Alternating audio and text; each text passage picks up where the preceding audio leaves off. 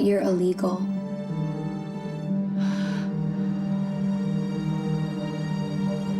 And you can't go nowhere. And if she finds out,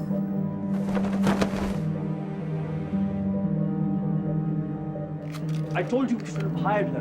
No, you didn't. Yes, I did. I'm gonna be out here in a couple of months. I come from a feature documentary background. I edited and produced 2 feature documentaries that came out in 2013. They were released. And then right after the documentaries came out, I was looking for my next story.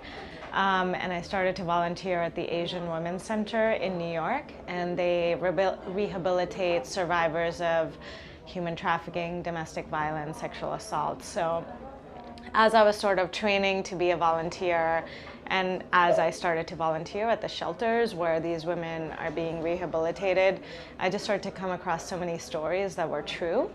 And then that just like sucked me even deeper into the research, and I began reading tons of case studies and books on trafficking and undocumented living in the US. So the story is really rooted in, months and months of research.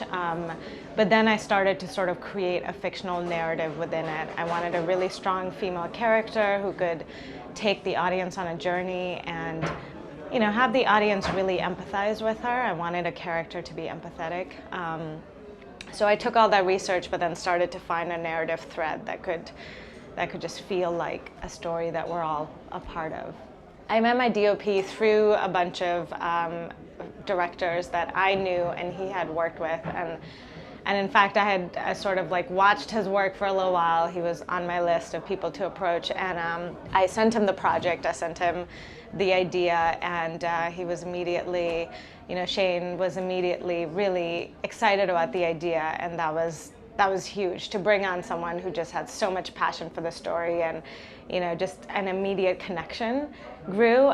So we started off just watching a lot of films together and just creating a language, a shorthand to talk about ideas, talk about a shooting style. We watched a lot of Dardenne brothers films. We watched Rosetta and La Promesse. Those were huge and sort of informing because we shared our story shared similar themes to Dardenne. We also watched Wong Kar-wai's Happy Together. So both of those films sort of do really humanize the subjects that they're telling the stories about. So it started off there, but then we also looked at a lot of photographs. We also did all of our location scouting together, and all of that sort of informed our choices as well. And then when we started to cast and bring in actors, I realized that I wanted to do a lot of improvisation. I wanted to be able to be very free with lighting, move very quickly, shoot a lot. So we decided on a handheld approach, something where we would be able to adapt and move and shift very easily in relation to the environment, in relation to our actors.